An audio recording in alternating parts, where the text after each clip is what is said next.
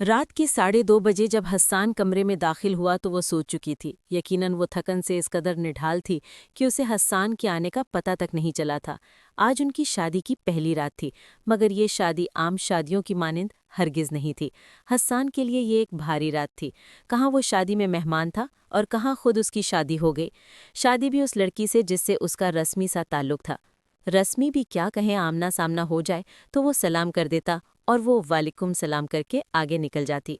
America से पाकिस्तान लौटते हुए उसके वहमो गुमान में भी ये बात नहीं थी कि पाकिस्तान में क्या होने वाला है, मगर जो होना था वो हो चुका और वो इस बात पर हरगिज खुश नहीं था। कुछ देर उसे घूरने के बाद वो गहरा सांस लेकर बदलने बैतुल खला चला गया। वो ज़हनी तौर पर इस कदर थका हुआ था कि गर्म पानी का शावर लेकर शायद उसे सुकून मिलता। बैतुल खला में पानी गिरने की मुसलसल आवाज़ ने उसे जगा दिया था। हस्सान यकीनन आ चुका था और वो सोई पड़ी थी। वो हड़बड़ाकर उठ बैठी थी। पता नहीं इतनी परेशानी में उसे नींद कैसे आ गई थी। दादी जान ठीक कहती थी, वो नींद के मामले में कमज़ोर थी, किसी भी वक्त कहीं भी सो जाती थी। वो उसका सामना नहीं करना चाह रही थी, मगर उसके सिवा कोई रास्ता भी नहीं था। एक ऐसा इंसान जो चंद दिन पहले ही अमेरिका से आया था और वो उसे जानती तक नहीं थी कि वो कैसा है। चंद दिनों के आमना सामना होने से वो हमेशा रिजर्व सा नजर आया था। ए खुदाया, वो गहरा सांस लेकर रह गई थी। पानी गिरने की आवाज़ रुके तो साथ इसका सांस भी गोया रुक गया था। अब यकीनन वो बाहर आता और वो उसे क्या कहती। इन्हीं सोचों में बैतुल खला का दरवाज़ा खोलकर वो कमरे में आया और उसे जागता देखकर चौंका। वालेकुम अस्सलाम, वो इतना ही कह सकी। वालेकुम अस्सलाम। गंभीर लहजे में जवाब देता हुआ वो कुर्सी पर सामने आ बैठा था और उनके दरमियान गहरी खामोशी थी। तुम कपड़े बदल लो अपने। हस्सान ने खामोशी तोड़ी। जी अच्छा। वो बैठी रही थी। किस कदर ऑकवर्ड सूरत हाल थी ये। देखो, जो कुछ हो गया वो हो गया। मैं कोशिश करूंगा तुम्हें मुझसे कोई तकलीफ ना हो, मगर मैं अमेरिका में किसी से कमिटमेंट करके आया था शादी की, और यहाँ जो कुछ हुआ वो तुम जानती हो सब। हम दोनों के साथ जो हुआ वो अच्छा नहीं हुआ। मैं चाहता हूँ तुम ये बात कबूल कर लो कि तुम मेरे लिए बस इजाफी जिम्मेदारी हो, और मैं अपनी जिम्मेदारियां निभाना जानता हूँ। तुम्हारी ज़रूरतों का मैं हमेशा ख्याल रखूंगा, मगर इससे ज़्यादा मेरी तरफ से कोई उम्मीद मत रखना। वो बोलता जा रहा था और वो पत्थर की मूरत बनी सुन रही थी। वो जानती थी ऐसा ही होना था। वो उसे इल्ज़ाम नहीं दे सकती थी, न शिकवा कर सकती थी। मुश्किल वक्त में वो उसके लिए ढाल बना था, कोई ऐसा नहीं कर सकता था। जब सब 2 कदम पीछे हट चुके थे, तब वो 1 कदम आगे आकर उसका हाथ थाम चुका था। मगर फिर भी वो एक लड़की थी और उसके ख्वाब भी थे। जब वो बोल रहा था, तब वो कैसे कहती कि मेरे ख्वाबों का क्या। वो कुर्बानी दे चुका था, बहुत बड़ी, और अब शायद उसके लिए सारी जिंदगी वो कुर्बानी देती रहेगी। ऐसा ही कुछ था। वो उसे गुड नाइट बोलकर कब का मुंह फेरे सो चुका था। सोच और अंदेशों का तूफान था जो उसे परेशान कर रहा था। कुछ भी जिंदगी में उसकी मर्जी के मुताबिक नहीं हुआ था। वो उसके सोने के कुछ ही देर बाद वहीं बैठे बैठे सो गई। हस्सान नींद की गहराई में न जाने कब इसके इतना करीब आ गया था कि उसका बदन। हस्सान एयरपोर्ट से बाहर आया तो ये शहर वैसा ही था जैसा वो छोड़कर गया था। 2 साल का अरसा गुजरने में वक्त ही कितना लगता है। उसे भी एहसास नहीं हुआ था कि कब 2 साल बीत गए। उसने किसी को नहीं बताया था कि वो लौट रहा है। वो सबको सरप्राइज देना चाहता था। कैब करवा के वो घर की जानिब आजिम हुआ। गाड़ी जब हसीन हाउस के सामने रुकी तो वो हैरान हुआ। काफ़ी गहमा गहमी और लाइटिंग की हुई थी। उस पर सबसे पहले नज़र तस्लीम बेगम की पड़ी थी, जो पहले तो हैरानी से बुत बन गई और फिर झपटकर उसे गले लगा लिया। तारिक हुसैन, दादी जान और बाकी सब उसे देखकर हैरानी और खुशी से दो चार थे। मुझे बता देता, मैं गाड़ी भेज देता। तारिक हुसैन ने उसे गले लगाया था। मैं सरप्राइज देना चाहता था। डैड, पर ये सब क्या हो रहा है? उसका इशारा लाइटिंग की तरफ था। हिना की मेहंदी है कल। दादी जान ने उसे अपने पास बिठाते हुए बताया था। कौन है ना? आए हाय, तेरे छोटे चचा की बेटी। बाहर जाकर सब कुछ भूल गया। दादी ने उसके सर पे चपत रसीद की थी। हसान वाकई भूल चुका था। याद भी कैसे रहेगी। वो यहाँ होता तब भी वो कम ही सामने आती थी, और फिर कभी फ़ोन पर भी किसी ने उसका जिक्र नहीं किया था। छोड़ो बेटा, जाओ फ्रेश हो जाओ, थकन होगी। तस्लीम बेगम ने उसे वहां से उठाया था। मैं तुम्हारे कपड़े प्रेस करवा के भिजवाती हूँ। मार की बात सुनता वो सर हिलाते हुए उठा और अपने कमरे की तरफ बढ़ गया। वो वाकई काफ़ी थकन महसूस कर रहा था और बिस्तर पर पड़ते ही सो गया। उसकी नींद के ख्याल से किसी ने भी उसे तंग नहीं किया था, और 3 घंटे की भरपूर नींद लेकर हसान फ्रेश हो गया था। नहाकर वो कमरे से बाहर निकला तो लाउंज में बातें करने की आवाज़ें आ रही थी। यकीनन सब अंदर ही थे। जब वो लाउंज में दाखिल हुआ तो सब खामोश हो गए। क्या हुआ? वो हैरानी से गोया हुआ। कुछ नहीं बेटा, बस ऐसे ही। तुम सोने से थकन उतरी? तस्लीम बेगम ने बात को फेरा। आहा, मैं अब फ्रेश हूँ, वो वालिद के पास बैठते हुए बोला था। एक कप कॉफ़ी मिल सकती है? वो माँ से बोला था। आहा, क्यों नहीं बेटा, खाना खाए बगैर सो गए? मैं खाना लगवाती हूँ। नहीं मम्मी, सिर्फ एक कप कॉफ़ी चाहिए अभी। वो माँ को मना कर गया। तस्लीम बेगम ने हिना को आवाज़ दी। वालेकुम अस्सलाम। वो लाउंज के पास ही थी, कहीं से जिन की तरह हाजिर हुई। सलाम यकीनन हसान के लिए ही था। वालेकुम अस्सलाम। हसान ने गौर से उसे देखा था। कहीं से लग नहीं रहा था कि कल उसकी मेहंदी थी। एक कप कॉफ़ी बना दो हसान के लिए। जी, मैं बनाकर लाती हूँ। इससे पहले हसान कुछ कहता, तस्लीम बेगम ने उसे कॉफ़ी बनाने भेज दिया था। मैं इनकी ये फजूल डिमांड पूरी नहीं कर सकता। कौन सी डिमांड बाबा? वो भी उनकी जानिब मुतवज्जो हुआ। यार, शादी की बात कर रहे थे। गहरा सांस भरा। तो क्या मसला है बाबा? हसान ने वालिद से पूछा। अरे बेटा, बस जहाँ हिना की शादी हो रही है, लड़के वाले गाड़ी की डिमांड कर रहे थे। तो क्या हुआ? दे दें? इतनी परेशानी किस लिए है? बात गाड़ी की नहीं है हसान। पहले इस मौके पर उनसे कोई बात नहीं हुई। वो ना भी कहते तो मैं दे देता, मगर उन्होंने मेहंदी से एक दिन पहले गाड़ी मांगी है, जिससे मुझे अच्छा नहीं लगा। मैंने पहले ही कहा था ये लोग मुझे कुछ जचे नहीं हैं। दादी जान भी आज पहली दफ़ा बोल ही पड़ी। कोई बात नहीं दादी जान, परेशान ना हो। एक गाड़ी की बात है, देने में क्या हर्ज है? हसान ने दादी जान का हाथ थपका था। वैसे लड़का क्या करता है दादी जान? नौकरी करता है कहीं? दादी जान ने लब भी ही तो हसान तारिक हुसैन की तरफ देखने लगा। मुझे इतना इल्म नहीं। तुम्हारी माँ ने ही रिश्ता तय किया है, यकीनन कोई अच्छा काम करता होगा। उन्होंने कांधे अचकाते कहा। अरे बेटा, तुम किस चक्कर में पड़ रहे हो? मैंने रिश्ता देखभाल कर ही किया है। इन सब बातों को छोड़ो, तुम अपनी सुनाओ, कैसे दिन गुजरे?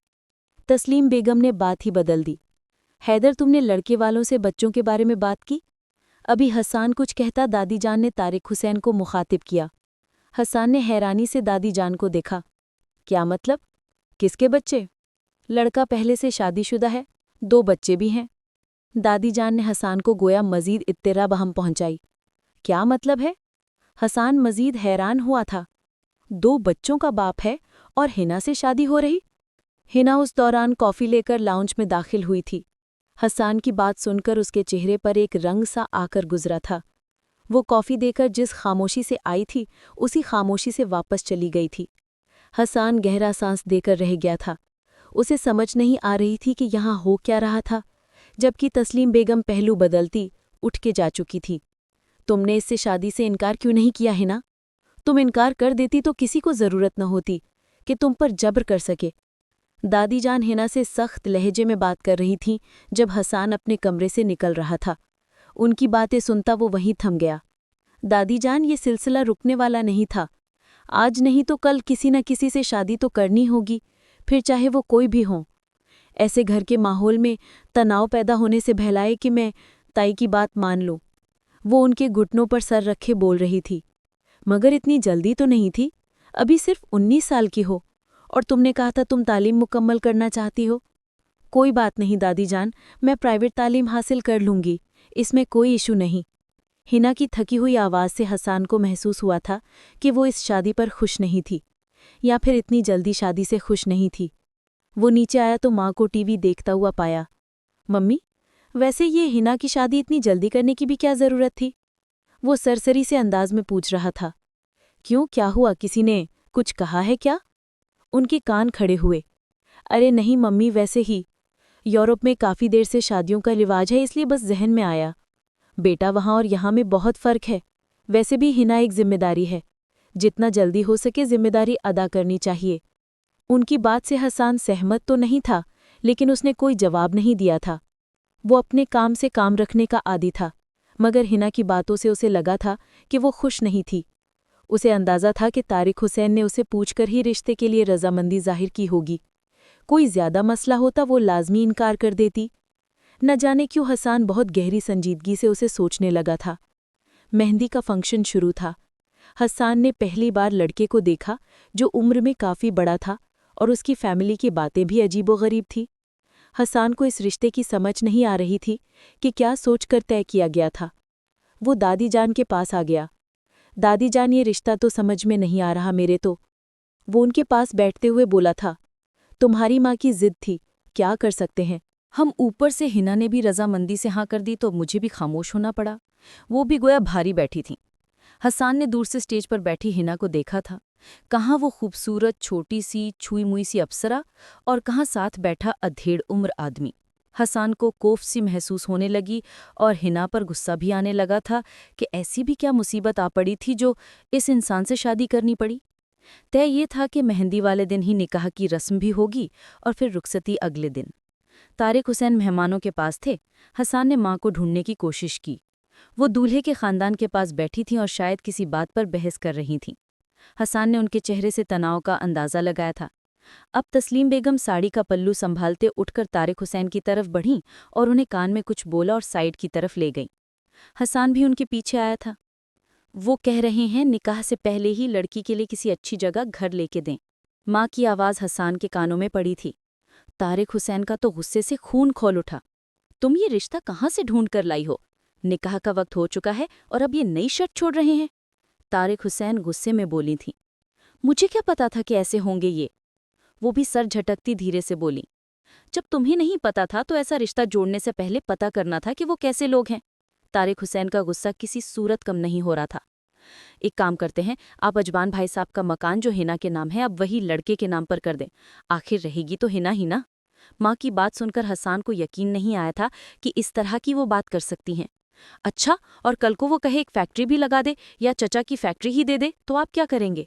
वो जो छुपकर बातें सुन रहा था अचानक सामने आया था। तुम यहाँ क्या कर रहे हो? जाओ मेहमानों को देखो, हम मामला संभाल लेंगे। हसन को माँ ने रोका तो वो सर नफ़ी में झटकने लगा। मुझे नहीं लगता ये रिश्ता ठीक रहेगा हमारे खानदान के लिए बाबा। वो माँ की बात को नज़रअंदाज करता वालिद से बोला। पर बेटा, अब ऐन वक्त पर हम क्या बोल सकते? तारिक हुसैन भी मजबूरन परेशान थे। उनके खानदान की इज्जत का सवाल था। बाबा, ऐसे रिश्ते बाद में गले का तौक बन जाते हैं। आप इनकार कर दे साफ। मजीद किसी डिमांड को पूरा करने की ज़रूरत नहीं। वो फैसला अमीज़ अंदाज में बोला।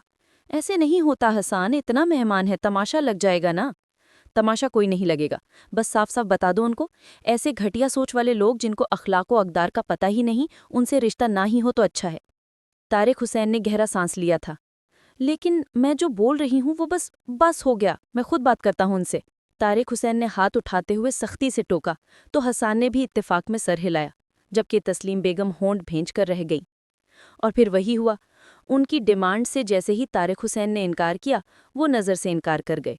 स्टेज पर उस वक्त अच्छी खासी गर्माजोशी हो गई थी। अरे, ये मेरे बेटे की शराफत थी जो यहाँ बारात ले आया, वरना बिन माँ बाप की बेटी को कौन पूछता है। वो औरत बुरी तरह फुनकार रही थी। मेहरबानी आपके इस एहसान की। मेरी बच्ची मुझ पर भारी नहीं, आप लोग जा सकते हैं। तारिक हुसैन भी फिर भी अखलाक के दायरे में रहते कहा, जबकि लहजा इंतहाई सख्त था। हाँ हाँ, जा रहे हैं, हमें भी कोई शौक नहीं था बारात लाने का। ये तस्लीम बेगम ने मन्नत समाजत ना की होती तो कभी ना लाते बारात। न जाने कौन से ऐब हैं जिन्हें छुपाने के लिए मेरे बेटे के पीछे ही पड़ गई। वो जहर उगल रही थी और तारिक हुसैन ने सवालिया नजरों से हैरानी से बीवी को देखा, जो मुंह बनाते अपना रुख बदल गई। कोई ऐब नहीं है मेरी बेटी में, पाकीज़ा है वो। और अब मेहरबानी करके इज्जत से यहाँ से चले जाएं। तारिक हुसैन से मजीद बर्दाश्त न हुआ। हाँ हाँ, जा रहे हैं, रखो अपनी बेटी अपने पास, अगर इतनी ही पाकीज़ा है तो। अपने बेटे से ब्याह देते ना, हमारा वक्त क्यों बर्बाद किया। अब की बार वार बहुत सही जगह पर हुआ। तारिक हुसैन ने एक नज़र बेटे को देखा, जिसकी नज़र सामने बैठी उस कमसन लड़की पर थी। आंखों में आंसू थे और सर झुका हुआ। ऐसा ही होगा। अचानक तारिक हुसैन की बात पर सब बुरी तरह चौंके। हसन तो कुछ लम्हे बोल ही ना पाया, लेकिन बाप के फैसले के खिलाफ मैं नहीं जा सकता था। तारिक, ये आप क्या कह रहे हैं? हिना और हसन? तस्लीम बेगम हैरान हुई। क्यों, इसमें क्या बुराई है? वो माथे पर बल डाले बोले। और आप लोग अभी तक यहाँ खड़े हैं? जा सकते हैं यहाँ से, क्योंकि अभी थोड़ी देर में मेरे बेटे का निकाह हिना से होगा। तारिक हुसैन कतई अंदाज में बोले कि दोबारा किसी को बोलने की ज़रूरत ना हुई। हिना अज़मत बिनते मोहम्मद अज़मत हुसैन, आपका निकाह हसन तारिक बिन तारिक हुसैन से 10 लाख सदाक के वक्त मुकर्रर किया जाता है। क्या आपको ये निकाह कबूल है? उसकी आंखें नम थी और जिस्म कपकपा रहा था। यूं महसूस हो रहा था जैसे कोई भेड़ बकरी हो। एक ने नापसंद किया, अब दूसरे के आगे डाल दिया हो कि कबूल है। इनकार की गुंजाइश तो पहले भी ना थी, अब भी वो इनकार ना कर सकी। कबूल है। अजबत के बाद सबके हाथ दुआ के लिए बुलंद हुए तो तस्लीम बेगम ने नफरत से हिना को देखा, जिससे जान छुड़ाने की खातिर इतना सब किया। अब हमेशा के लिए तमाम मेहमानों को खाना सर्व कर दिया गया। अपने बेटे को अकेले खड़े देखा तो उसके पास चले आए। नाराज तो नहीं मुझसे? वो बेटे का हाथ अपने हाथ में लेकर पूछने लगे। ऐसे क्यों सोचने लगे बाबा? वो अपने जहन से सब निकालता उनकी जानिब मुतवज्जे पाया। पता नहीं, डर लग रहा है तुम्हारे और हिना के साथ ज्यादती तो नहीं कर गया, बगैर दोनों की राय लिए निकाह करवा दिया। वो दिल की बात जबान पर ले आए। बाबा, अगर एतराज होता तो कबूल है ना कहता। वो मुस्कुराते हुए उनके दिल से बोझ को सरका गया। हमेशा खुश रहो बेटा, मुझे पूरा यकीन है हिना तुम्हारे लिए एक बेहतरीन हमसफर साबित होंगी। बहुत साबिर और नेक बच्ची है। अल्लाह तुम दोनों के नेक नसीब करे, आमीन। वो उन्हें दुआ दे रहे थे और वो मुस्कुरा दिया क्योंकि उसके बाबा मुतमईन और आसूदा थे। रात के 2:30 बजे जब वो कमरे में दाखिल हुआ तो वो सो चुकी थी। यकीनन वो थकन से इस कदर नढाल थी कि उसे हसन के आने का पता तक नहीं चला था। आज उनकी शादी की पहली रात थी, मगर ये शादी आम शादियों की तरह हरगिज नहीं थी। हसन के लिए ये एक भारी रात थी। कहाँ वो शादी में मेहमान था और कहाँ खुद उसकी ही शादी हो गई। शादी भी उस लड़की से जिससे उसका रस्मी सा ताल्लुक था। रस्मी भी क्या कहें, आमना सामना हो जाए तो वो सलाम कर देता और वो वालेकुम अस्सलाम करके आगे निकल जाती। अमेरिका से पाकिस्तान लौटते उसके वहमो गुमान में भी ये बात नहीं थी कि पाकिस्तान में क्या होने वाला है, मगर जो होना था हो चुका और वो इस बात पर हरगिज खुश नहीं था। कुछ देर उसे घूरने के बाद वो गहरा सांस लेकर बदलने बैतुल खला चला गया था। वो जहनी तौर पर इस कदर थका हुआ था कि गर्म पानी का शावर लेकर शायद उसे सुकून मिलता। बैतुल खला में पानी गिरने की मुसलसल आवाज़ ने उसे जगा दिया था। हसन यकीनन आ चुका था और वो सोई पड़ी थी। वो हड़बड़ाकर उठ बैठी थी। पता नहीं इतनी परेशानी में उसे नींद कैसे आ गई थी। दादी जान ठीक कहती थी, वो नींद के मामले में कमज़ोर थी, किसी भी वक्त कहीं भी सो जाती थी। वो इसका सामना नहीं करना चाहती थी, मगर उसके सिवा कोई रास्ता भी नहीं था। एक ऐसा इंसान जो चंद दिन पहले ही अमेरिका से आया था और वो इसे जानती तक नहीं थी कि वो कैसा है। चंद दिनों के आमना सामना होने से वो हमेशा रिजर्व से नजर आया था। ए खुदाया, वो गहरा सांस लेकर रह गई थी। पानी गिरने ही आवाज़ लुकी तो साथ उसका सांस भी गोया रुक गया था। अब यकीनन वो बाहर आता और वो इससे क्या कहती। इन्हीं सोचों में बैतुल खला का दरवाज़ा खोलकर वो कमरे में आया और उसे जागता देखकर चौंका। वालेकुम अस्सलाम, वो इतना ही कह सकी। वालेकुम अस्सलाम गंभीर लहजे में जवाब देता हुआ वो कुर्सी पर सामने आ बैठा था और उनके दरमियान गहरी खामोशी थी। तुम कपड़े बदल लो अपने। हसन ने खामोशी तोड़ी। जी अच्छा। वो बैठी रही थी। किस कदर ऑकवर्ड सूरत हाल थी ये। देखो, जो कुछ हो गया वो हो गया। मैं कोशिश करूंगा तुम्हें मुझसे कोई तकलीफ ना हो, मगर मैं अमेरिका में किसी से कमिटमेंट करके आया था शादी की, और यहाँ जो कुछ हुआ वो तुम जानती हो। सब हम दोनों के साथ जो हुआ वो अच्छा नहीं हुआ। मैं चाहता हूँ तुम ये बात कबूल कर लो कि तुम मेरे लिए बस इजाफी जिम्मेदारी हो, और मैं अपनी जिम्मेदारियाँ निभाना जानता हूँ। तुम्हारी ज़रूरतों का मैं हमेशा ख्याल रखूंगा, मगर उसे ज़्यादा मेरी तरफ से कोई उम्मीद मत रखना। वो बोलता जा रहा था और वो पत्थर की मूरत बनी सुन रही थी। वो जानती थी ऐसा ही होना था। वो उसे इल्ज़ाम नहीं दे सकती थी, ना शिकवा कर सकती थी। मुश्किल वक्त में वो इसके लिए ढाल बना था। कोई ऐसा नहीं कर सकता था। जब सब 2 कदम पीछे हट चुके थे तब वो 1 कदम आगे आकर उसका हाथ थाम चुका था। मगर फिर भी वो एक लड़की थी और उसके ख्वाब भी थे। वो जब बोल रहा था तब वो कैसे उसे कहती, मेरे ख्वाबों का क्या। वो कुर्बानी दे चुका था बहुत बड़ी, और अब शायद उसके लिए सारी जिंदगी वो कुर्बानी देती रहेगी, ऐसा ही कुछ था। वो उसे गुड नाइट बोलकर कब का मुंह फेरे सो चुका था। सोच और अंदेशों का तूफान था जो उसे परेशान कर रहा था। कुछ भी जिंदगी में उसकी मर्जी के मुताबिक नहीं हुआ था कभी। अब उसके सोने के कुछ ही देर बाद वो वहीं बैठे बैठे सो गई। हसन नींद की गहराई में तब ना जाने उसके इतना करीब आ गया था कि उसके बदन की खुशबू ने उसे जगा दिया। आंखों में फैला हुआ काजल चेहरे पर उतर चुका था। यकीनन वो रोते हुए सोई थी। मेकअप खराब हो चुका था, मगर उसे मानना पड़ा वो खूबसूरत थी। नींद की बारिश में भीगती हुई लड़की, कंधे से ढलका हुआ भारी शादी का लिबास और दावत नज़ारा देता हुआ हसीन वादियों सा उजलापन। वो बेइख्तियार निगाहों की लहरों में बहने लगा तो उसने नज़रें चुरा लीं। शायद रोते रोते सो जाने वाली हर लड़की ही खूबसूरत होती है। उसे समझ नहीं आया था वो क्या कर सकता था। मोहब्बत कोई ऐसी चीज़ नहीं थी कि इरादे से कर ली जाए। वो यहाँ कुछ दिनों के लिए लौटा था और एक ऐसे रिश्ते में फंस चुका था जिसके कभी ख्वाब में भी नहीं सोचा था। गलती उसकी अपनी थी। ना वो इस मामले में टांग अड़ाता, ना ऐसा कुछ होता, मगर वो अपनी फितरत से मजबूर था। वो जिस माहौल से आया था वहाँ ज्यादती पर चुप रहना नहीं सिखाया जाता था। हसन तारिक, अब क्या करोगे? उसके चेहरे पर नजरें जमाए हुए उसने खुद से सवाल किया था। उसके पहलू में सोई हुई लड़की अब उसकी बीवी थी। कुछ दिन में उसकी वापसी की फ्लाइट थी। वो गहरा सांस लेकर रह गया था। उसे अफसोस अच्छा नहीं था, मगर वो बेहबर हुआ कि शायद इसके सिवा क्या करता। सब कुछ इतना अचानक हुआ कि वो खुद शॉक्ड था, और ऐसे में वो ऐसा ही रद्द अमल दे सकता था। अचानक उसने करवट बदली थी और उसका बाजू अपने सर के नीचे कर दिया। हसन ने एक नज़र उसे देखा। उसे सिगरेट की तलब हो रही थी मगर वो इसके बाजू से लिपट चुकी थी। वो चाहते हुए भी बाजू नहीं छुड़ा पाया था और उसे यूं ही तकिया करते वो भी आंखें मूंद ली। सुबह आंख खुलने पर उसे पता चला था कि वो हसन के बाजू से लिपटी हुई है। एकदम बेधड़क के करते पीछे को हटी थी। नींद पता नहीं उसे कैसे आई थी। वो शुरू से दादी जान के साथ सोने की आदी थी। उनके बाजू से लिपट कर सोने की उसकी आदत थी। पता नहीं वो क्या सोच रहा होगा मेरे बारे में। वो इसी अधेड़ बुन में थी कि दरवाजे पर हल्की सी दस्तक ने हसन को भी जगा दिया था। उठ जाओ, नाश्ते की मेज पर थोड़ी देर में सब पहुंच जाएंगे। बाहर से तस्लीम बेगम की आवाज़ सुनाई दी। हसन ने एक नज़र उसे देखा और फिर खामोशी से बैतुल खला में घुस गया। 5 मिनट बाद वो आईने के सामने खड़ा तैयार हो रहा था। वो इसके कमरे से बाहर जाने का इंतजार कर रही थी। सॉरी, रात में कुछ ज्यादा बुरी तरह पेश आया था। वो सोचों से चौंकी थी। इट्स ओके, वो इतना ही कह सकी। तैयार हो जाओ, नीचे सब हमारा इंतजार कर रहे हैं। खिलाफे तवक्का हसन काफ़ी नरमी से बात कर रहा था। मैं यही नाश्ता कर लूंगी। वो बाहर सबका सामना करने से मजबूरन कतरा रही थी। वो कुछ देर उसे देखता रहा। Okay, as you wish. वो कमरे से बाहर निकल गया था। वो कमरे में अकेले रह गई थी अपनी सोचों और कल की शर्मिंदगी के साथ। पता नहीं वो कैसे सबका सामना करेगी। वो जानती थी वो यहाँ मिसफिट थी। हसन अपने काम में फंस गया था। उसकी अम्मी उससे रिश्ते पर राजी नहीं थी जो लम्हों में बन गया था। ऐसे में वो किसी से अच्छे की उम्मीद नहीं कर सकती थी। वो गहरा सांस भरती, खुद को वक्त के धारे पर छोड़ती, उठ के बदलने लगी। हिना कहाँ है? वो नाश्ते की मेज पर बैठा ही था कि दादी जान ने पूछा। वो अपने कमरे में नाश्ता करेगी। कमरे में क्यों करेगी? हसन ने कहा तो दादी जान ने उसे घूरा और मुलाजिमा को आवाज दी, जाओ हिना को बुला लो। नाश्ता सारा खानदान इकट्ठे मिलकर करता है और अब वो खानदान का हिस्सा है। दादी जान ने गालिबन तस्लीम बेगम को सुनाने के लिए कहा था, जो कुर्सी पर पहलू बदलकर रह गई थी। आओ बेटी, हसन के साथ बैठो। हिना, जो कि दादी जान के साथ बैठने लगी थी, वो एक लम्हे को परेशान हुई थी। हसन ने कोई रद्द अमल नहीं दिया था। अलबत्ता तस्लीम बेगम के चेहरे पर कई रंग इकट्ठे आकर गुजरे थे। हिना ना चाहते हुए भी हसन के साथ वाली कुर्सी पर बैठी थी। तारिक हुसैन के आते ही नाश्ता लगा दिया गया था। तो फिर क्या इरादा है हसन? आज रात वलीमे के बाद फिर हनीमून का प्लान कर लो, दादी जान ने नाश्ता करते हुए बहुत लगाव से कहा। हसन के हाथ रुके थे और हिना को तो समझ ही नहीं आ रही थी कि क्या बोले। अभी कुछ प्लान नहीं किया, मेरी कुछ मसरूफियात है, हसन ने सरसरी से जवाब दिया। क्या मतलब प्लान नहीं? हिना मेरे मरहूम बेटे की निशानी है। मैं नहीं चाहती उसकी कोई भी ख्वाहिश अधूरी रहे। हसन ठीक कह रहा है, उसको कुछ काम होंगे। इस बार तस्लीम ने भी चुप न रह सका था। हसन, मैं क्या बोल रही हूँ? दादी जान ने तस्लीम की बात नज़रअंदाज की थी। हसन ने एक नज़र हिना को देखा। जहाँ ये कहेगी चले जाएंगे दादी जान, वो इस पर डाल गया। हिना तो एकदम बौखला गई। बोल हिना, जरा होश में आई तो झट से उसका हाथ होंठों से हटाते हुए बोली, मैं कुछ नहीं कर रही थी, आप कर रहे थे। क्या कर रहे थे?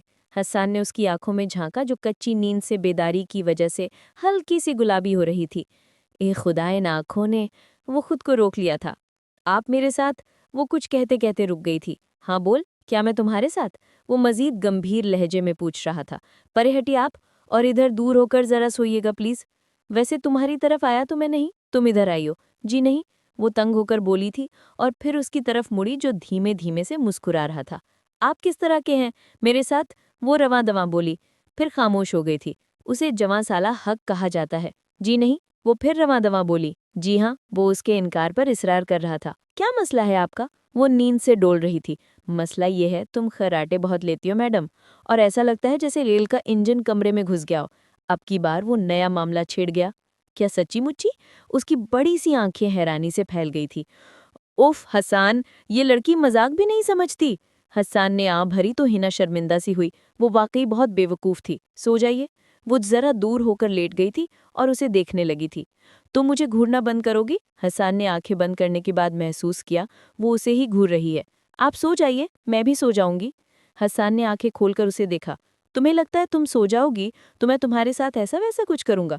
वो उसके दिमाग तक पहुंचने की कोशिश कर रहा था। हिना का चेहरा पल में सुर्ख हो गया था। जी नहीं, ऐसा कुछ नहीं कहा मैंने। नजरें झुकाकर वो बोली, कहा नहीं लेकिन सोचा तो है ना? वो अपनी बात पर बजिद था। नहीं सोचा, वो तंग होकर बोली थी। वैसे ऐसा वैसा कुछ भी मैं तुम्हारे साथ जागते हुए भी कर सकता हूँ। वो उठ बैठा था। क्या मतलब है आपका? वो बदक गई थी। क्या रूम लॉक है?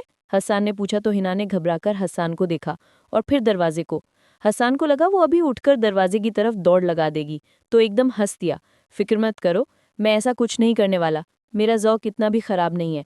हसन ने जानबूझकर ऐसा कहा था और तीर निशाने पर लगा था। क्या मतलब है आपका इस बात का? वो बुरा ही मना गई। मेरा मतलब है मैं हस्न परस्त हूँ, बहुत इंतखाब में हूँ, सो रहने दो। सारे डर तुम्हें, मुझसे डरने की जरूरत नहीं है। वो जिस अंदाज में बोल रहा था, हिना के पांव तले से जमीन निकल गई थी। आप मुझे बदसूरत बोल रहे हैं? वो होंठ चबाते हुए बोली। नहीं तो, मैंने तो ऐसा कुछ नहीं कहा। वो मुकर ही गया।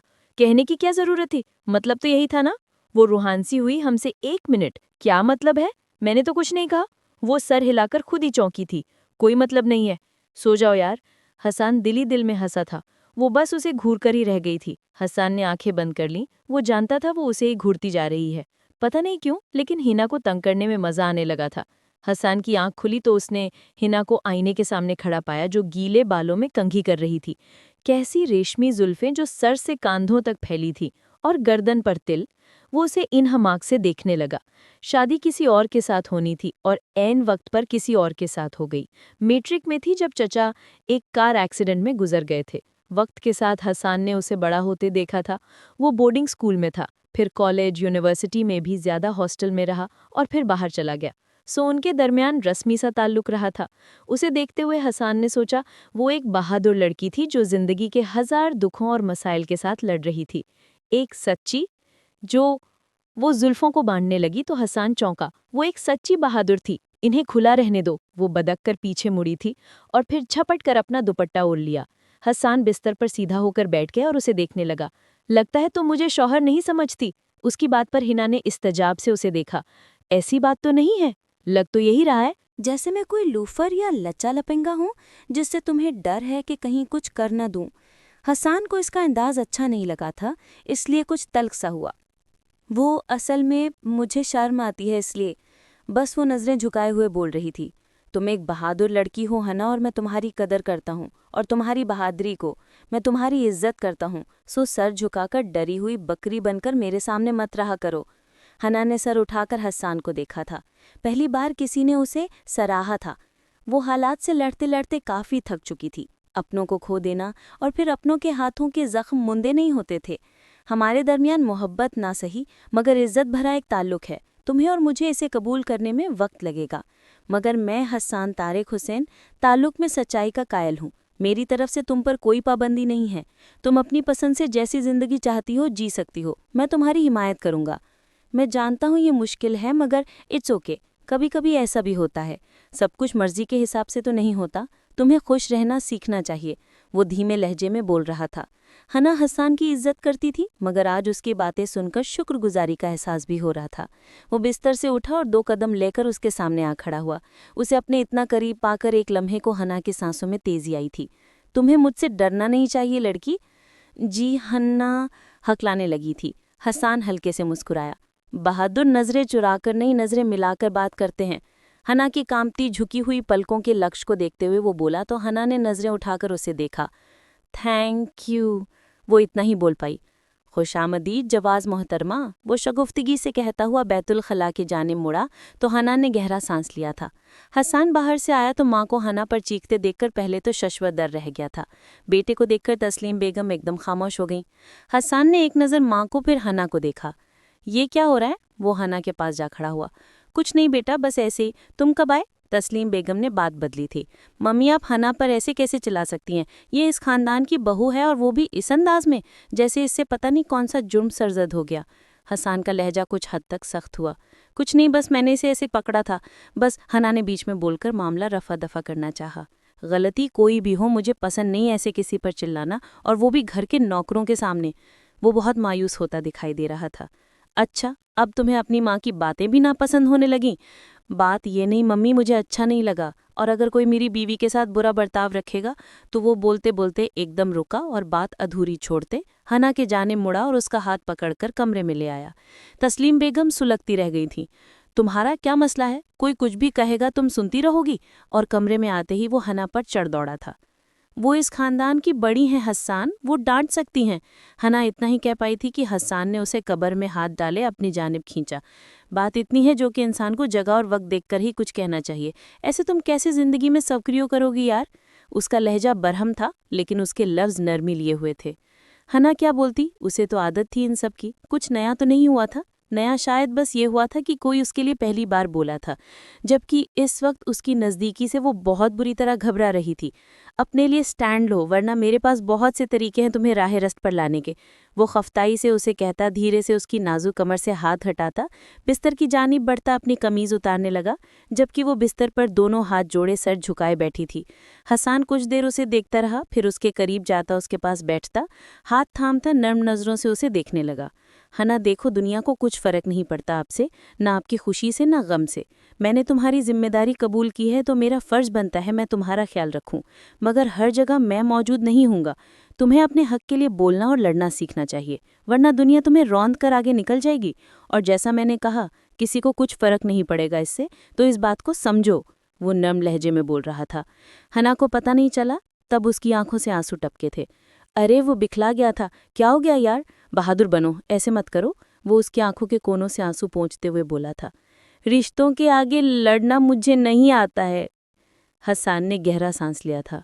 लड़ो मत, मगर दिफा तो कर सकती हो अपना, बस वही कर लो। वो उसका हाथ थपथपाता हुआ उसे देख रहा था। अब चलो आंसू साफ करो और ड्रेस बदल कर आ जाओ, हम बाहर जा रहे हैं। वो खड़ा होता हुआ बोला तो हना चौंकी। बाहर किधर? वो भी इस वक्त? ऐसे ही, बस कहीं चलते हैं, मगर वो ताई ने बोला कि किचन में। यार, मैं उन्हें बता दूंगा, फिक्र न करो। वो इनकार करना चाहती थी, मगर पता नहीं क्यों वो नहीं कर पाई थी। वो उसे लेकर एक होटल में आया था। डिनर ऑर्डर करता हुआ वो हना को देख रहा था, जिसके चेहरे पर इस वक्त बेहद खुशी थी। वो ओपन एरिया में बैठे थे। वो ठंडी हवा के झोंकों को महसूस करती मुस्कुरा रही थी, जैसे पहली बार यूं बाहर आई हो। अच्छा लग रहा है? वो जरा सा आगे होता पूछ रहा था। बहुत ज्यादा हसन। आपको पता है, मुझे लाहौर शुरू से पसंद था। जब मैं छोटी थी ना, तो मम्मी ने मुझे लाहौर की सारी कहानियां सुनाई थी, और मेरा जी चाहा था कि मैं पूरा लाहौर घूमूं, हर जगह देखूं। और जब मम्मी बाबा की डेथ हो गई और मैं यहाँ चली आई, तो सारी ख्वाहिशें दम तोड़ गईं, कुछ नहीं बचा, सब खत्म होता चला गया। आज वो पहली बार अपने दिल की बातें हसन से शेयर कर रही थी। हसन ने उसके हाथ पर अपना हाथ रखा तो वो ख्यालों से चौंकी। मैं वादा तो नहीं करता, लेकिन इतना ज़रूर कहूँगा, मैं तुम्हारी ज़िंदगी को आसान बनाने की हर मुमकिन कोशिश करूँगा। वो सच्चे दिल से उसे कह रहा था, बगैर किसी खोट के। अभी वो एक दूसरे में खोए हुए थे कि वेटर खाना सर्विंग करने लगा। दोनों ही मुस्कुरा के हाथ पीछे कर गए। खुशगवार माहौल में खाना खाया गया और वो इसे आज के दिन बहुत अच्छा सा फील करवाता वापस लौटा। सुनिए, वो सोने के लिए लेट रहा था कि हना ने उसे पुकारा। जी सुनाए, वो भी जी जान से बोला। मैं वहाँ काउच पर सो जाऊं? रात भर आप मेरी वजह से तंग होते हैं। तो वो कल की उसके खराटे वाली बात पर अटकी हुई थी। मैंने कब कहा कि मैं तंग होता हूँ? वो अपनी मुस्कुराहट दबा के बोला। वो नींद नहीं आती आपको? मैं यहीं जोजा, चुपचाप बिस्तर पर आ जाओ। दूर होकर सोने के लिए शादी नहीं की। इसे अपने बिस्तर की तरफ इशारा करते बोला।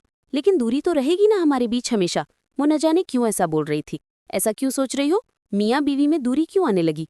वो उठकर उसके पास चला आया था, ताकि जान सके अब उसके दिमाग में क्या पल रहा था। आपने तो दूसरी शादी भी करनी है। आप अमेरिका में कमिटमेंट करके आए हैं, तो लाजमी बात है नजदीकी भी उसी बीवी से बढ़ाई जाती है जो मन चाही हो। न जाने वो कैसे उसे इतनी बड़ी बात कही गई, जबकि वो छोटी सी छोटी बात कहते भी 100 बार सोचती थी। कुछ पल खामोशी की गुजर गई। तुम क्या चाहती हो? क्या मैं वो कमिटमेंट निभाऊं? वो उसके बहुत करीब आता पूछ रहा था। मेरे चाहने या ना चाहने से क्या होगा? वो उन्हीं कदमों पर पीछे होती चली गई।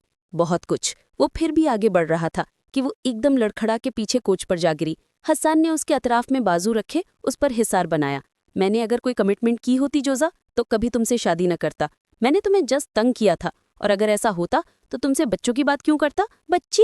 वो फिर बच्चों के जिक्र पर अटक गई। हाँ, मुझे ना बच्चों का बहुत शौक है। छोटे छोटे, कोई यहाँ कोई वहाँ हो, कोई मेरे पेट पर हो, कोई तुम्हारी गोद में, ढेरों ढेर बच्चों का हो जाए, पूरा कमरा भर जाए। वो जोश से बोलता पूरे कमरे को फोकस कर रहा था। इतनी ज्यादा बच्चे मैं नहीं पैदा कर सकती, और फिर उन्हें संभालेगा कौन? वो भी अब इसकी बात सुनते झुरझुरी ले गई। तुम बस पैदा करना, संभालने का काम मेरा। वो उसकी कमर पर हाथ डालते उसे अपने सीने से लगा गया। ये क्या कर रहे हैं? छोड़िए मुझे। वो एकदम घबराई। यार, अब दूर रहकर तो बच्चे नहीं होंगे ना? पास आना पड़ेगा थोड़ा। आपको थोड़ा मुझे? वो मैंने कहीं से कहता धीरे से उसके गले से दुपट्टा उतार गए। नहीं, अभी नहीं, अभी तो मैं खुद बच्ची हूँ। अच्छा, तुम बच्ची हो? 19 साल की हो गई और बच्ची हो? वो इसके फूले हुए नर्म मुलायम गाल खींचता दांतों से काट गया। क्या काटने से बच्चे होते हैं जो यूं काट रहे हैं? वो माथे में बल डाले बोली तो हसन कहकह लगाने हंस दिया। मजाक उड़ा रही है मेरा? वो नत्थे अंदाज में बोली तो हसन ने एकदम ही उसका नाजुक वजूद अपनी बाहों में भरा। वो सहम के उसे देखने लगी। ऐसे डर क्यों रही हो? उसे बिस्तर पर लाया, उसका सर तकिए पर रखा, जरा सा उसके चेहरे पर झूठा खड़ा होकर उसे देखने लगा। उसकी आंखें मखमल सी लगी। मुझे ना आपकी आंखों से खौफ आ रहा है। वो उसकी आंखों पर हाथ रख गई। सिर्फ आंखों से ही ना, मेरे होठों से तो नहीं आ रहा ना? वो बिना उसका हाथ हटाए बोलते उसके होठों पर एकदम अपने होठों का कुफल लगा गया। हिना के पूरे जिस्म में करंट दौड़ा। वो अपनी सांस ही रोक गई। उसे सांस रोकते देख वो पीछे होता उसे देखने लगा। उसके माथे पर 2 बल आए थे। सांस क्यों रोकी? सवाल करते लहजे में सख्ती थी। आपने रोकी? वो मुंह मियाँ सांस कैसे रोकते हैं? अभी बताया नहीं आपको? प्रैक्टिकली दिखाऊं? वो थोड़ा और करीब हुआ कि हिना की सांसों में जलथल हुआ। वो अपना सर मजीद पीछे करती सहमी हरनी की तरह हसन को देखती जा रही थी, जो इसकी इस तरह एक्ट करने पर बेसाख्ता पीछे होता हंसता चला गया और फिर दूसरी तरफ आकर लेटता, लाइट्स ऑफ करता मध्यम लाइट ऑन कर गया। बेफिक्र रहो पागल, मुझे जबरन पसंद नहीं, मैं तो बस तुम्हें कंफर्टेबल करवाना चाहता था और ज्यादा कुछ नहीं। वो उसकी जानिब देखता धीरे से बोला। ये किस कंफर्टेबल का हिस्सा थी? वो भी शुकवा करती उसकी जानिब करवट ले गई। इसे हसन पहले मगरूर सा लगा था, पर अब उसके साथ इन चंद दिनों में ही वो उसे सबसे अलग लगा। ओ यार, वो तो छोटी मोटी गुस्ताखी में आती है। इतना तो हक बनता है एक शोहर का कि बीवी से छेड़छाड़ करे। छोटी मोटी डोज मिलती रहे तो थोड़ा पुरसकून रहूंगा ना, वरना बहुत तंग करूंगा, जज्बात में बहक जाऊंगा। उसे बेभर करवाता एकदम से उसकी कमर में हाथ डाला, उसे अपनी तरफ खींच गया। वो फिर सांस रोक गई। हिना, ये लास्ट वार्निंग है। अब तुम छोटी छोटी बात पर सांस रोकोगी तो आई स्वेयर मैं सच में सांस बंद करूंगा तुम्हारी। वो उसकी नाक के साथ नाक मिलाकर गंभीर लहजे में बोला। हिना का दिल पसलियां तोड़ते बाहर आने को मचला। छोटे छोटे सांस लेती हूँ उसे बता रही थी कि वो सांस ले रही है। गहरे सांस भरो। वो अपने चेहरे को मजीद उसके करीब करता बोला तो होठों से होठ रगड़े गए। वो फिर से सांस रोक गई। इस बार हसन ने वाकई उसकी सांसों का गला घोंट दिया और अगले पल वो खींच खींच के सांस लेने लगी। उसकी सांसों को नाना रावमा करता वो उसका सर अपने सीने पर रखता उसकी गिर्द हिसार बना गया। लिपस्टिक का टेस्ट अच्छा था। वो जो उससे कोई तारीफ प्यार भरे जुमले की तवक्को कर रही थी, एकदम से सर उठाकर उसकी बात पर उसे घूरा। दिल लगा लेना आप खुद अपने होठों पर, बड़ी अच्छी लगी हैं आपको। वो नखरा देखते बोली, यार इन होठों के जाम के साथ मजा आया है, ऐसे कौन से कम वक्त को मजा आना। वो अब की बार मजीद उसे अपने साथ किस कर लगाते बोला तो हिना के चेहरे को मुस्कुराहट ने छुआ। आंखें मूंदे वो खुद को हवा में उड़ता महसूस कर रही थी। अल्लाह ने सब्र का फल जो दिया था, हसन जैसा जिंदगी साथी अदा कर दिया। वो अल्लाह का जितना शुक्र अदा करती कम था, क्योंकि हसन एक आइडियल शौहर था और ऐसा शौहर नसीब वालों को मिलता है और वो नसीब वाली थी। जरा सा सर उठाते वो आंखें मूंदे हसन को देखती चली गई। जब जी चाहा आगे बढ़ते उसकी बेयर्ड गाल पर एक बोसा दे दिया, लेकिन फिर धड़कते दिल से खुद को रोका। ज्यादा फ्री मत हो, अगर वो फ्री हो गया तो फिर सारी रात उसकी मनमानियां चलेंगी और तुम रोते से सकते रहना। वो खुद को सरकश करती अब रुख वापस नीचे सोने की कोशिश करने लगी। उनका हनीमून का प्रोग्राम बना तो हसन नाराज सा हो गया। वो उसे वर्ल्ड टूर पर ले जाना चाहता था, एटलीस्ट दुबई और अमेरिका तो लाजमी ले जाना था, पर उसने मरी जैसे शहर का इंतखाब किया। उसे पहले पूरा पाकिस्तान घूमना था, उसके बाद ही वो आउट ऑफ कंट्री जाती। दूसरी तरफ तस्लीम बेगम ने बहुत कोशिश की उनकी राह में रोड़े अटकाने की, लेकिन हसन ने एक न सुनी और हिना को लिए मरी के लिए रवाना हो गया। लाहौर से इस्लामाबाद उन्होंने बायर सफ़र किया। उसके बाद वो उसे वहाँ से लिए अपनी गाड़ी में रखते सफ़र मरी का बांध चुका था। गाड़ी मरी के शहरों की तरफ रवा दवा थी। हिना ख्वाबों से गुजरते हुए हसीन मनाजिर को देख रही थी। हसन गाहे बगाहे एक नज़र उस पर डालता और फिर सड़क पर निगाहें जमा लेता। वो आज सुबह ही निकले थे और उस वक्त दिन ढलना शुरू हो चुका था। रास्ते में खाना खाकर वो अब फिर सफ़र पर गामजन थे। रास्ते खूबसूरत थे और शायद हमसफ़र भी। सड़क नदी के किनारे किनारे भाग रही थी और कभी कभी कहीं से बर्फपोश पहाड़ों ने दिखाई देकर ओझल हो जाता था। तारीकी फैलने के करीब वो गेस्ट हाउस पहुंच चुके थे। वो सारा दिन सफ़र की वजह से थके हुए थे। सूरज के डूबते ही सर्दी की लहर में एकदम इजाफा हुआ था। हसन ने आतिशदान में खुश्क लकड़ियां जलाई थी जबकि हिना कपड़े बदलने चली गई। हसन ने शीशे के बाहर देखा जहां धुंध आहिस्ता आहिस्ता फैल रही थी। बरकी कमकमों की रोशनी में धुंध का फैलाव वाजे हो रहा था। हिना बहुत ही खामोशी से हसन के पास आकर बैठ चुकी थी। वो जो मोबाइल में लगा हुआ था उसका बैठना महसूस कर चुका था। उनके दरमियान लकड़ी जलने की चटकने की आवाज़ें थी। दोनों की दिल की हालत अजीब हो रही थी। पहली बार ऐसा हुआ था कि दोनों ही खामोश थे। हसन ने गहरी नज़र से हिना को देखा था। आग की रोशनी में उसका चेहरा तमतिमा रहा था। हसन की नज़रें उसके गर्दन से होते उसके नीचे की जानिब जाने लगीं तो फौरन नज़रों को काबू किया। इस तरह बहुत मुश्किल हो जाएगा हसन, खुद पर कंट्रोल कर। वो दिल ही दिल में खुद से मुखातिब हुआ। उसे कॉफ़ी की शदीद तलब होने लगी थी। ध्यान बटाने के लिए उसे ये करना था, वरना वो आज अपने जज्बात पर काबू नहीं पा रहा था। सुबह गाड़ी से कॉफ़ी का सामान उठा लाया था और हिना फौरन कॉफ़ी बना लाई। ये किस कदर खूबसूरत है। कॉफ़ी बनाकर उसे देते हुए हिना ने शीशे से बाहर देखते हुए कहा, जहां धुंध में लाइटें दिए बनकर टिमटिमा रही थीं। हाँ, सो तो है। कॉफ़ी का सिप लेते हुए हसन ने प्यार से कहा, वो लम्हा जिसमें सुकून हो किस कदर खूबसूरत होता है। लकड़ी के चटकने की आवाज़ें, धुंध फैलती हुई, सर्दी का अजीब सा एहसास। ये गेस्ट हाउस बाजार से हटकर था, सो अजीब सी खामोशी का सामान था। वो दिन भर की थकी हुई थी, सो जल्दी उठकर बिस्तर में चली गई थी, जबकि हसन उसे देखता अब अपनी सोचों पर मुस्कुरा रहा था। रात का न जाने कौन सा पहर था कि हसन को नर्मो मुलायम जिस्म अपने सीने पर दबा महसूस हुआ। वो काफ़ी देर से उसे महसूस कर रहा था, पर गहरी नींद टूटने का नाम नहीं ले रही थी। पर अब उसकी आंख खुली तो हिना आधे से ज्यादा उस पर लेटी थी। उसके बाजू जकड़े हुए थे। उसकी इतनी नज़दीकी पर हसन ने थूक निगलते उसे देखा। कोई प्यारा हो सकता है, और वो भी इस कदर कैसे हो सकता है। उसके बालों में हाथ डालता, पीछे करता, उसके तरनम नक्श को देखता बहकता चला गया। नींद पर खुद पर हावी होते हसन को रोकने की हिना ने कमज़ोर मज़ाहमत की, लेकिन उसके मुंहजोर जज्बात के आगे वो ना टिक सकी और बिला किसी हुज्जत के अपना आप उसके हवाले कर दिया। वो हनीमून से वापस लौटे तो बहुत खुशो खुरम थे। जाते हुए वो दोनों अलग अलग थे, लेकिन अब आते हुए दो जिस्म जुदा महसूस हुए। और यही तस्लीम बेगम नहीं चाहती थी, पर होनी को कौन टाल सकता था। वो किचन में खड़ी खीर बना रही थी कि तस्लीम बेगम उसके पीछे जा खड़ी हुई और बगैर उसे पता लगे उसका दुपट्टा चूल्हे की आंच पर रखते फौरन बाहर निकल आईं। हिना अपने ध्यान में लगी खीर बना रही थी कि अचानक उसके दुपट्टे ने आग पकड़ी। उससे पहले कि आग उसके बालों तक पहुंचती, अचानक अल्लाह ने हसन को वहां भेज दिया। हिना वो चिल्लाया। उसी पल वो पलटी थी कि जब हसन ने उसका दुपट्टा उसके गले से निकालते दूर उछाला, जिससे हसन की हथेली जल गई। हसन, वो नम आंखों से उसकी हथेली देख रही थी। तुम ठीक हो? हसन अपनी हथेली छुड़ाता उसे देखने लगा। उसकी बेढंग बाल, चेहरा सब देखकर इत्मीनान करता उसे अपने सीने से लगा गया। आंखों में खो देने का एक डर था। सख्ती से आंखें मूंदे वो दिल ही दिल में रब का शुक्रगुजार हुआ। अगर आज वो अचानक ही इधर का रुख ना करता तो इससे आगे का वो सोच ही नहीं पा रहा था। अरे हसन बेटा, तुम यहाँ कैसे आ गए? और ये दुपट्टे को आग कैसे लगी? तस्लीम बेगम ने अंदर आते मासूम हैरत और अफसोस से पूछा। ताई अम्मा, पता नहीं अचानक ही भड़क गई। प्लीज़ हसन आप चलें, मैं आपके हाथ में मरहम लगा दूं। हाय अल्लाह, मैं मर गई। क्या हुआ हसन को? तस्लीम बेगम मचल के हसन तक पहुंची थी। हाय, मेरे बेटे का हार्ट जला दिया। किस कदर मनहूस हो तुम। तुम्हारी वजह से मेरा बेटा। अम्मा, क्या हो गया है इसमें? इसका क्या कसूर? वो एकदम माँ को टोक गया।